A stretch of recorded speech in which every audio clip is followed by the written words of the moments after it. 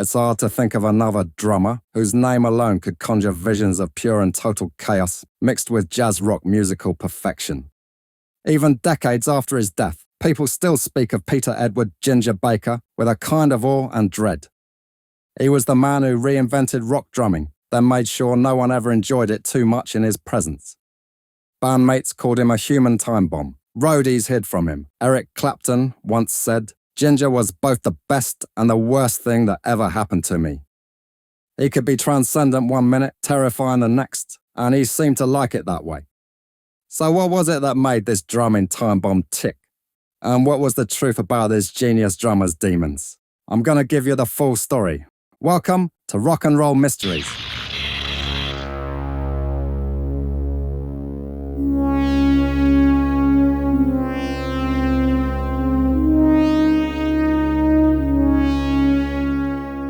Ginger Baker's legend begins not in the haze of psychedelia or the studios of Lagos, but in the rubble of post-war South London.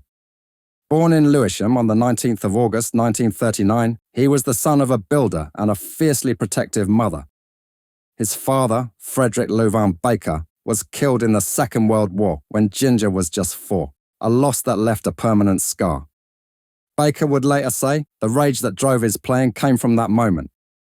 "My dad was killed in the war, and I never forgave the bastards for it," he told Rolling Stone years later. "That's what's inside me. That's why I play like that." He grew up in a council estate in Bexley, scrapping and cycling his way through a rough adolescence. The bicycle was in fact his first passion. He dreamed of becoming a professional racer, and his lean, wiry cycler's physique would stay with him for life. However, that dream would be abruptly ended by a cab crashing into him while he was riding, injuring him badly. The next few years were rough and filled with violence. He joined a gang in Bexley and became a petty thief. When he quit the gang, the leader attacked him with a razor.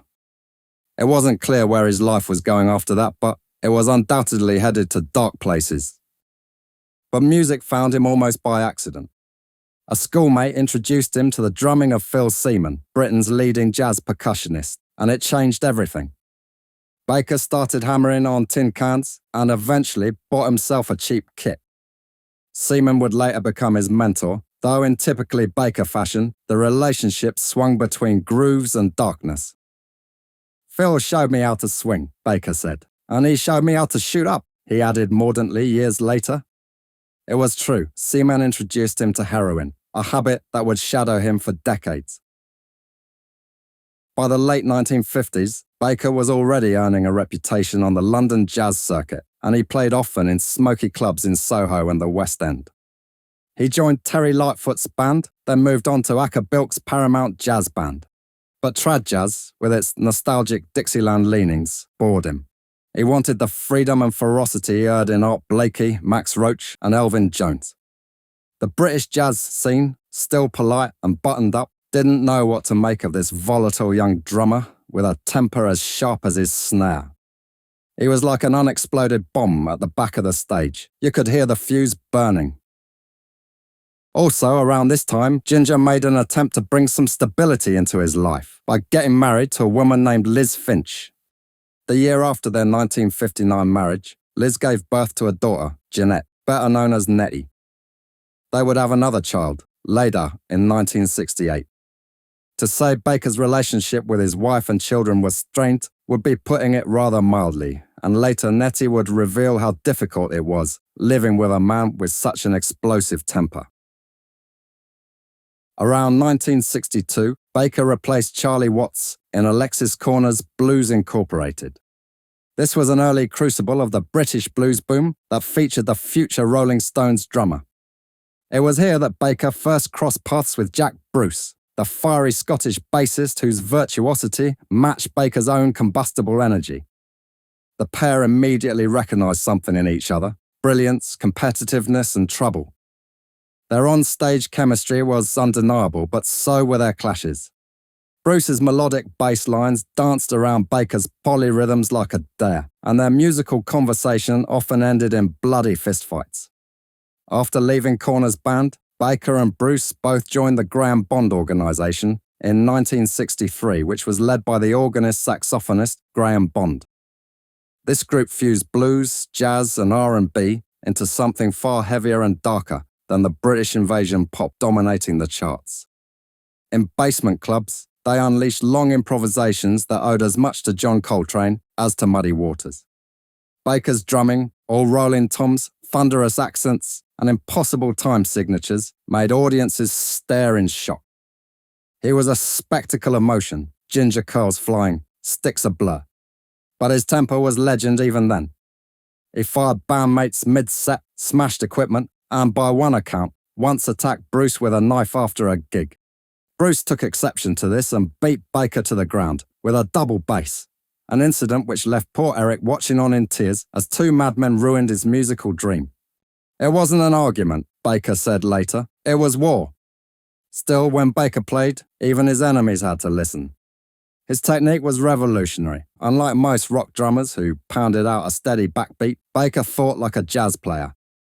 He built rhythmic architecture, weaving in triplets and African-inflected patterns that gave his playing both swing and menace.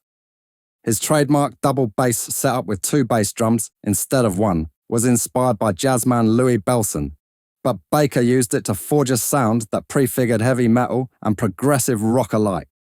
Tony Iommi of Black Sabbath later said, "Without Ginger, half of us wouldn't have known what heavy even meant."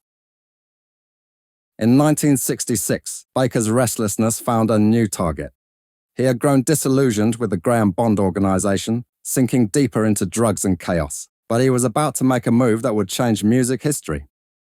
One night, he attended a John Mayall's Blues Breakers gig and was floored by their guitarist, a young Eric Clapton, fresh from the Yardbirds. Baker approached him immediately with a proposal. "I'm putting together a new band," he said. "You're the man I want." Clapton was intrigued and wary. When he learned Baker also intended to recruit Jack Bruce on bass, he hesitated. "Ginger told me he wanted to form a new band and that he wanted me to join," Clapton said. Then he mentioned Jack Bruce on bass, and I said, "You must be joking. You hate each other." He just grinned and said, "It'll be all right." Thus was born Cream, the first supergroup in rock history. It was a volatile experiment from day one. Three virtuosos, each with a monstrous ego, confined in the same room. Baker on drums, Bruce on bass and vocals, Clapton on guitar, a trinity of brilliance and antagonism. Their rehearsals were a battleground. We'd start playing, Baker recalled, and within minutes, it would be like an argument in music. But it worked. Before I get into the wilder years of Cream, I'd like to show off all the very groovy rock and roll mysteries merch. These shirts feature a galaxy of stars, including Mark Bolan, Debbie Harry, Gene Vincent, and Brian Jones. The designs are totally exclusive, shipped to most of the world, and start at $25, a very decent deal, considering how good quality they are. Have a look and pick one up as a gift for a friend, or why not treat yourself? Cream's debut gigs in 1966 blew audiences out of the room. On stage, they were loud, improvisational, and pretty much feral, certainly a far cry from the tidy pop acts of the era. And they were marvellous. Baker's drumming was central, not a background prop. Songs like Toad, his extended drum solo centerpiece, redefined what percussion could be in rock. Critics didn't know what to call it, jazz, blues, psychedelia, or something new entirely. "We were just three guys stretching out," Baker said. "There was no plan. Just play." Their first album, Fresh Cream, was raw but promising, blending blues standards like Spoonful with originals that hinted at something heavier. Baker's furious performance on NSU and Sweet Wine made clear this was no ordinary rhythm section. But it was the 1967 follow-up, Disraeli Gears, that catapulted Cream to stardom. Recorded in New York with producer Felix Pappalardi, it fused psychedelia, blues, and acid-soaked poetry into an era-defining sound. Sunshine of Your Love, with its sludgy riff and martial drum beat, became an anthem. Ginger's 12/8 rhythm, inspired by African tribal drumming, drove it forward like a marching army. "I'd been listening to a lot of African records," he explained later. "They taught me that rhythm can talk." At the Fillmore and Winterland in San Francisco, Cream would stretch songs past 20 minutes. They were doing jazz in a rock context. Promoter Bill Graham said the solos went on forever, but the crowd never looked away because Ginger made it dangerous. His solo on Toad, thundering through double bass rolls and odd meter breaks, became a rite of passage for young drummers. Rush's Neil Peart would later call it a masterclass in controlled aggression. As Cream conquered America, Ginger found himself both celebrated and feared. On stage, he was mesmerizing. Off stage, he was a bloody menace. He screamed at roadies, argued with promoters, and feuded constantly with Bruce. Clapton became the reluctant mediator, stuck between two warring generals. The drugs didn't help. Heroin was ever present, though Baker claimed he could handle it. If true, it hardly had the usual stupefying and calming effects it's usually known for. In truth, his paranoia and volatility deepened. He'd go off like a grenade, recalled Clapton. You never knew what would set him off. Baker's interviews from the period show a man whose ego and victimhood were in constant competition. To Melody Maker, he boasted, "I'm the best drummer in the world. There's nobody anywhere who can touch me." When told Keith Moon disagreed, Baker spat. "Keith's a good clown, but I'm a musician." The two maintained a bizarre mutual admiration that sometimes curdled into rivalry. Moon once sent Baker a horse as a gift, knowing it would bankrupt him to stable it. Ginger named the horse Psycho. Yet his influence on drumming was seismic. He introduced a jazz sensibility, syncopation, improvisation, and rhythmic dialogue, and like Moon, made the drummer a frontline performer. He was the first rock drummer to be a soloist, said Stuart Copeland of The Police. Before him, drummers kept time. After him, they spoke. Cream's success was meteoric and short-lived. Between 1966 and 1968, they released 4 albums, sold millions of records, and set new standards for live musicianship. But their internal friction was equally intense. On tour, Baker and Bruce sometimes refused to travel together. Backstage fights were common. One concert in the US ended with Baker hurling a drumstick at Bruce's head mid-song. "We hated each other," Baker later admitted, but on stage, it was magic. However, by mid-1968, the magic was disintegrating. Clapton, increasingly disillusioned by the tension, told Baker he was quitting. Baker was livid and devastated. Cream announced a farewell tour and recorded Goodbye, a part live, part studio album that closed the Cream era with both brilliance and bitterness. Their final concert at the Royal Albert Hall in November 1968 was filmed for posterity. Baker's solo in Toad that night was particularly mesmerizing, a kind of primal exorcism, thunderous, unrelenting, a man battling his own demons in rhythm. When Cream dissolved, Baker was at once world-famous and utterly lost. He'd been crowned the greatest drummer alive, but his band was gone, his friendships shattered, and his addiction tightening. "We'd changed music," he said years later, "but it nearly killed me." Yet true to form, he refused to slow down. Within months, he was plotting his next move, a new band that would go even further into uncharted territory. He'd spent the better part of 3 years locked in a creative gunfight with 2 men who were both his greatest musical partners and sworn enemies. Nettie explained that the family, which had grown to 3 children with the birth of Leda in 1968 and Kofi in 1969, was still living in a maisonette while Baker was out touring the world with Cream. Only after the group's disintegration did he finally manage to put aside some of his heroin money to set the family up in a nicer home. Baker moved his disintegrating family to the stockbroker belt, which was a major culture shock for his children. The downside was that the home life was absolutely appalling. The arguments and what I had to go through before my brother and sister came along were not so good, Nettie said. She also recalled coming home to find her dad in bed with 2 young women, both of whom she was friends with. He also had an affair with the famous feminist author Germaine Greer, one of the few people Ginger always had something nice to say about. His mate Jimi Hendrix, with whom he indulged in occasional foursomes, merited much fainter praise. Ginger said of Hendrix, he could play okay, but he started doing all this showman shit. His big thing was pulling chicks, which he was very good at. He was very much indulging in the excesses of the rock star lifestyle, which the ever-patient Liz was willing to tolerate, for now. But as 1969 began, he was determined to reinvent himself yet again. Baker wanted to break free of what he saw as the pop circus. He craved something grander, more exploratory, a group that could move beyond the confines of blues and psychedelia into new rhythmic territory. The idea that followed seemed inevitable.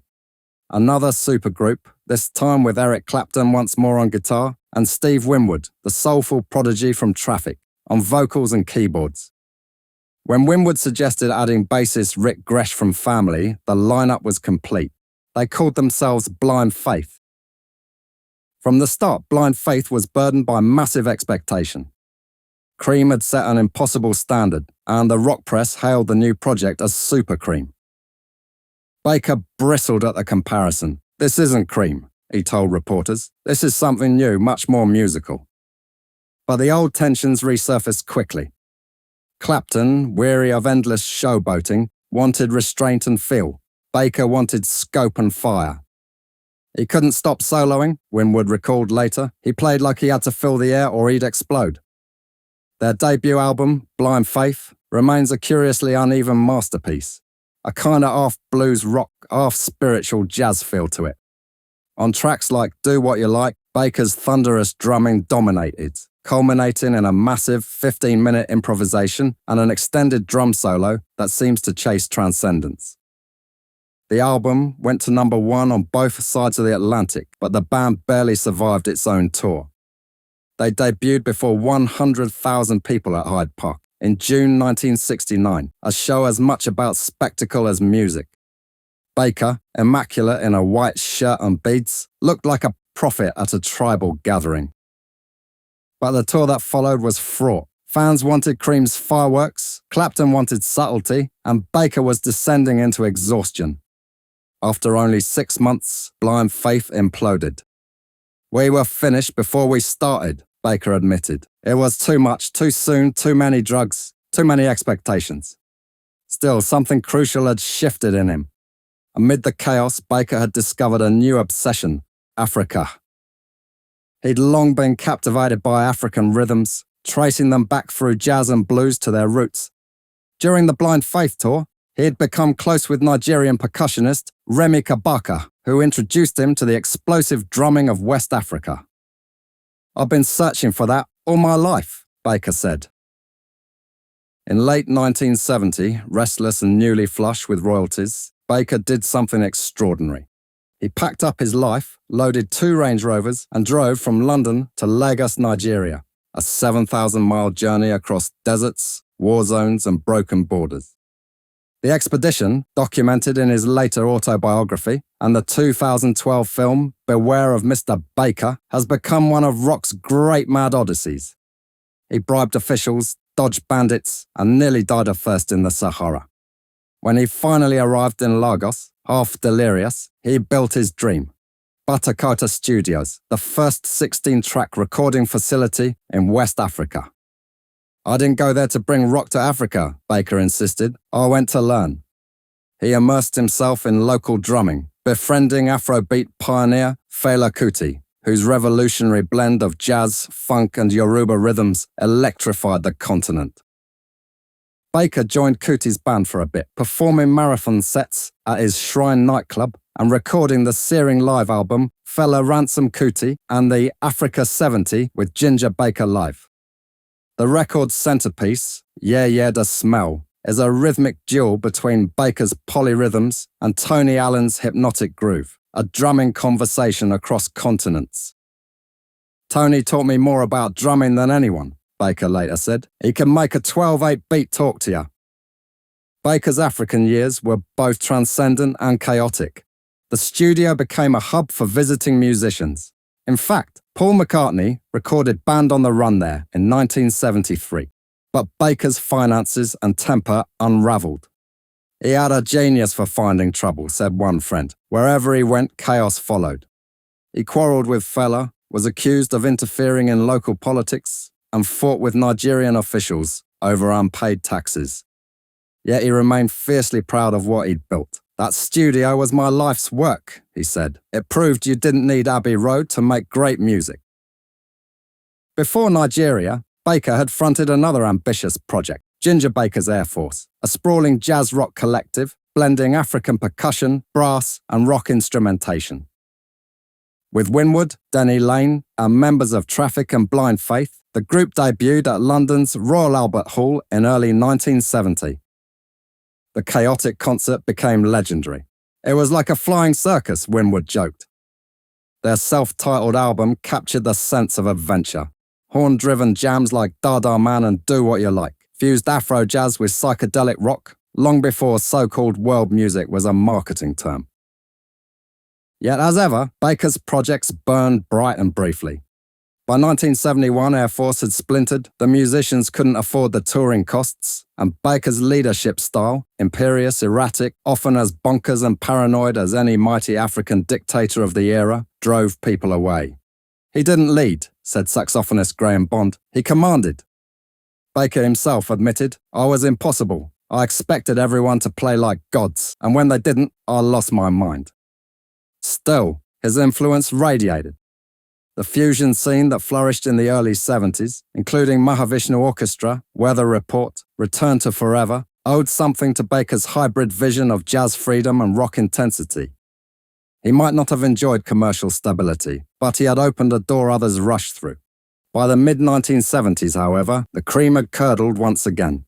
Nigeria's economy was collapsing, corruption was rampant, and Baker's drug habit had deepened.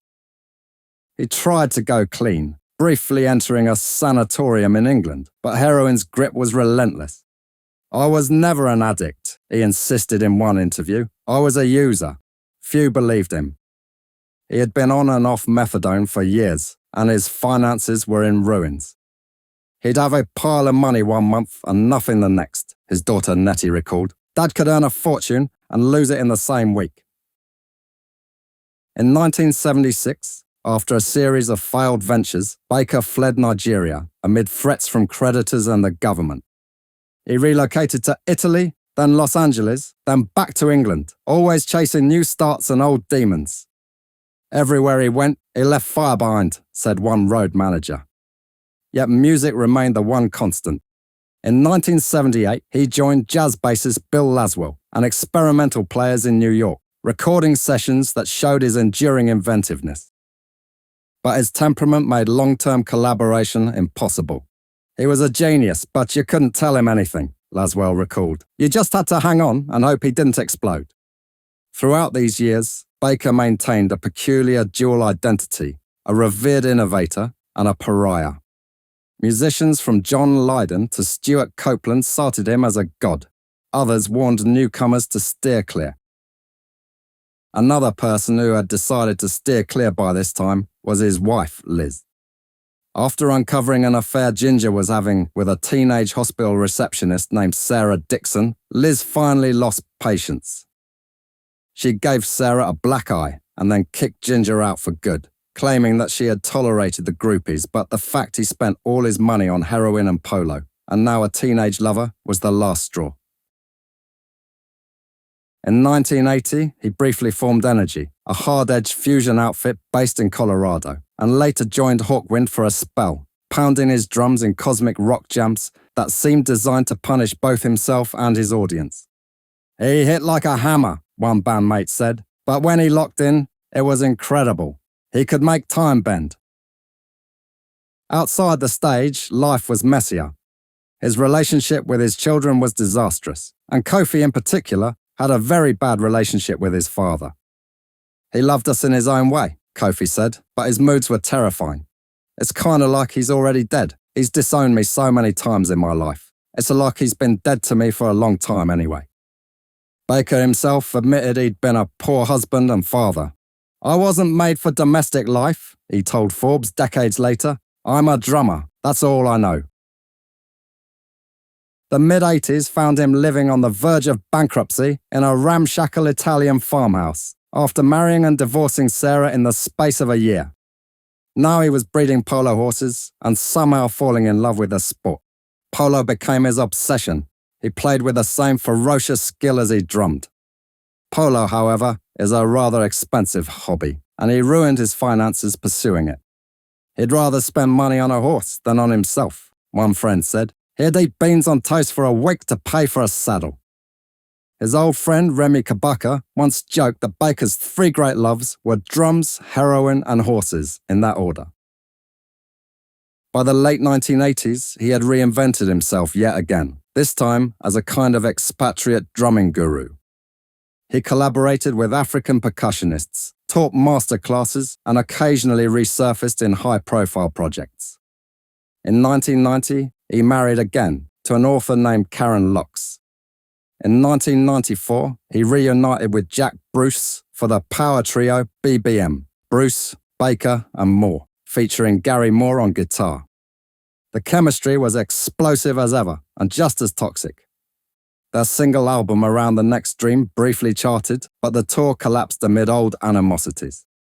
We should have known better, Bruce later sighed. Some things don't change. Yet Baker was mellowing, at least by his standards. He spoke more openly about his past, the drugs, the temper, the wasted years, and began receiving overdue recognition as a pioneer. Modern drummers cited him as a blueprint. Ginger's feel was unreal, said Chad Smith of the Red Hot Chili Peppers. He played from somewhere deep, like the drums were an extension of his anger and joy at the same time. Critics began reassessing him too. What once seemed excess now looked visionary. His long solos, once derided as indulgent, were recognized as proto-fusion. His obsession with African rhythm, once eccentric, now central to rock's evolution. They realized he was the engine, the pulse, the emotional register of the music. In 1998, Baker's life took another improbable turn when he moved to South Africa, seeking quiet and space for his horses.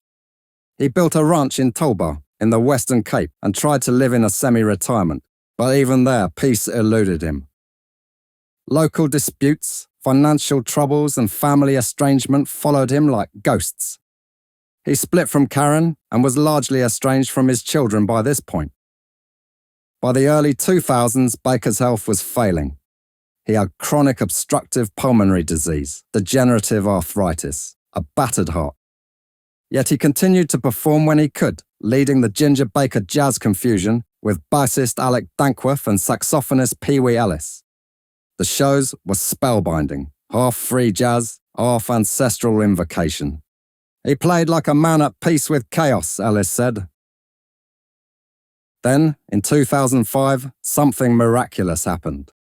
Cream reunited.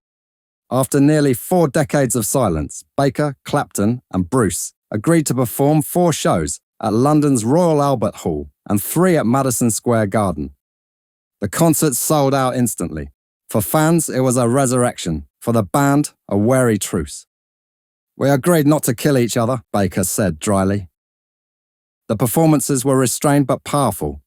No 20-minute solos, no shouting matches, just 3 old masters finding common grounds, one last time. It was beautiful, said Clapton. We played like grown-ups for once. Behind the scenes, however, old tensions simmered. He never changed, Bruce said later, but then neither did I. Still, the reunion brought Baker a final taste of vindication. He'd outlived his rivals, his critics, and most of his demons, and though he'd never call it redemption, he seemed quietly proud. I'm still here, he told an interviewer. That's got to count for something. When the applause faded at Madison Square Garden in 2005, Ginger Baker walked off stage smiling, a rare sight for a man whose scowl had become as legendary as his drumming. I suppose that was closure, he muttered backstage. I didn't kill Jack, Jack didn't kill me, and Eric didn't run off crying. To those who knew him, that counted as harmony. The Cream reunion had proved something both simple and profound.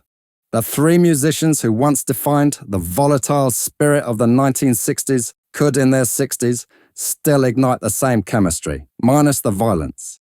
His polyrhythms were still savage yet surgical, his toms booming like war drums.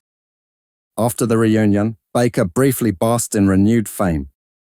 He appeared in documentaries, gave reluctant interviews, and even seemed to enjoy the attention, until questions about his past soured his mood. Asked whether he and Clapton might record again, he snorted. No chance.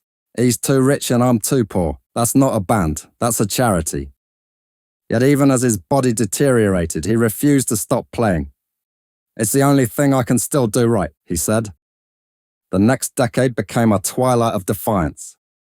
In 2009, he formed the Ginger Baker Jazz Confusion, an ensemble with saxophonist Pee Wee Ellis, bassist Alec Dankworth, and percussionist Abbas Dodo.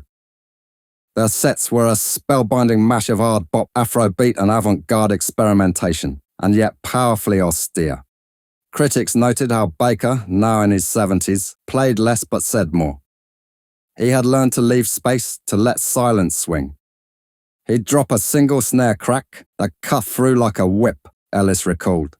It was all feel, no flash left to prove. But age brought new fragility. Decades of chain smoking, drug abuse, and relentless touring had taken their toll. Alongside the arthritis, his back was wrecked from decades hunched over the kit. Everything hurts, he admitted, my hands, my legs, my heart, but I still hear the rhythm. When journalist Jay Bulger arrived to film Beware of Mr. Baker in 2010, he found the drummer in his 70s, frail yet ferocious, chain-smoking and railing against everyone he'd ever known. Everything's my fault, apparently, Baker snarled on camera. The documentary, unflinching, hilarious and tragic, introduced a new generation to the contradictions that defined him. The genius, the cruelty, the wit, the wreckage. When Bulger tried to leave, Baker famously struck him in the face with a cane. He hit me because he liked me, Bulger later said. That was his way of showing affection. But beneath the venom was a strange serenity. In moments of reflection, Baker admitted he had no regrets. He spoke of the greats he'd known, Phil Seaman, Fela, Jack Bruce of course, and the sense of rhythm that still haunted him. When I play, he said, I can hear the spirits talking. That's not religion, that's rhythm. It's life. The documentary will revive public interest in him, but also reopened old wounds. His ex-wives and children appeared, some bitter, some forgiving. His daughter Nettie described him as a force of nature, not a father really, but a weather system. Baker typically didn't deny it. I'm only happy behind drums or on a horse, he said. Indeed, even in old age, his passions remained the same, rhythm and horses, although he did find time to marry for a fourth time in 2010 to a Zimbabwean nurse named Kudzai Machakoto, who was 42 years his junior. On his South African ranch, he kept polo ponies and a small stable of friends who tolerated his moods. The property was beautiful and half falling apart, in a way a perfect metaphor for its owner. Visitors found him surrounded by dogs, smoking endless cigarettes, and blasting Elvin Jones records at dawn. He was, as one friend said, a retired volcano that still rumbled. He also remained fiercely opinionated. Modern drummers bored him. He dismissed heavy metal as music for morons and called John Bonham a bricklayer in 4/4. Even his compliments were backhanded. Asked about jazz drummers, he conceded, Tony Williams, yeah, he had something. And Elvin, of course, but most of them don't swing. If you can't swing, you can piss off. Despite his gruffness, there were glimpses of tenderness. When Jack Bruce died in 2014, Baker was devastated. I'm very sad, he wrote in a rare public statement. We were like brothers, and sometimes worse. He refused to attend the funeral, saying he wanted to remember Bruce, quote, as he was when we were kings. Clapton later said that Baker wept privately. For all their battles, Bruce had been his mirror, the only musician who could match his fire. Baker's final years were marked by both creative bursts and medical crises. He suffered a serious fall from a horse in 2015, shattering bones in his ribs and legs. I thought I was finished, he admitted, but they patched me up. The next year, doctors discovered a severe heart condition. They told me if I had the operation, I might die, he said, and if I didn't, I'd definitely die. Not much of a choice. He underwent open heart surgery in 2016 and survived, barely. On his blog, written in a shaky but still caustic tone, he told fans, "Just see my cardiologist, big problem. No more gigs for now. It's a bastard." Yet even after surgery, he tried to perform. The Jazz Confusion played sporadically, sometimes with Baker seated behind the kit like an ancient warrior refusing surrender. His bandmates described him as frail but focused. When he counted in, the years disappeared. Abbas Dodo said, "You could still hear Africa in him." In 2019, after years of recurring illness, Baker was hospitalised near Canterbury, England. His family's statement on the 25th of September was brief and ominous. "Ginger is critically ill but still with us." For 2 weeks, fans around the world waited for updates that never came. On the morning of the 6th of October 2019, he died at the frankly miraculous age of 80. His daughter Nettie announced the news online. "Dad passed away this morning. He was in no pain and had recently been laughing and listening to jazz." The message implied a peaceful end, but behind the scenes, the reality was inevitably far more tangled. By the time he reached his last months, Baker's family had fractured almost completely. Kudzai was said to have limited access to him as his health declined. Disputes over his estate surfaced almost immediately, with accusations that wills had been changed and that his children had been excluded by Kudzai. It turned into a rock and roll Dickensian feud of legal wrangling, resentment and recriminations carried out in tabloids rather than courtrooms. The family alleged that Kudzai even hid the one thing that was most precious to Ginger, his drum kit, and began using it as leverage to gain power in this standoff with the rest of his family. The truth behind it all was shocking in the sense that there was, as it turned out, so little to fight over. After decades of excess and wild spending, Ginger Baker was as broke as he had been when he had come into this world as a kid in impoverished southeast London. Elsewhere, the rock world responded with reverence and disbelief. Clapton called him a unique force, adding, "No one ever played like him, and no one ever will." Mick Jagger, Paul McCartney, and countless drummers posted tributes. Stuart Copeland called him the Alpha drummer. Questlove wrote, "He changed how we think about time." Even Lars Ulrich of Metallica acknowledged a debt. "Without Ginger, I'd have never picked up sticks." For all the accolades, Baker's legacy remains complicated, and that seems fitting. He despised nostalgia, rejected hero worship, and spent his life refusing to be tamed. His career zigzagged through genres and continents, from Soho jazz clubs to Cream's pyrotechnic fame, from Nigerian studios to South African ranches. Few musicians have lived as many lives or burned through them so fast. What he craved was truth, in rhythm, in performance, in fury. "I can't fake it," he once said. "If I play, I give everything. If I can't give everything, I don't play." In his final interviews, Baker seemed oddly serene. "I'm not afraid of dying," he told Forbes in 2015. "I've been close plenty of times. It's just another rhythm, one you can't hear." When asked what he hoped people would remember, he laughed, that I was the best bloody drummer that ever lived, or at least that I scared the shit out of them. Music's not polite, it's dangerous, always was. That's all I've got for you on the force of nature that was Ginger Baker. I hope you enjoyed this one. Why not let me know which of his drumming masterclasses is your favourite? And have a look at my Patreon if you get the chance. I've got another series over there called Rock and Roll Histories. There's a new one every week, so sign up and have a listen. It's good stuff. Anyway, I've been Chester. Have a good one. Cheers.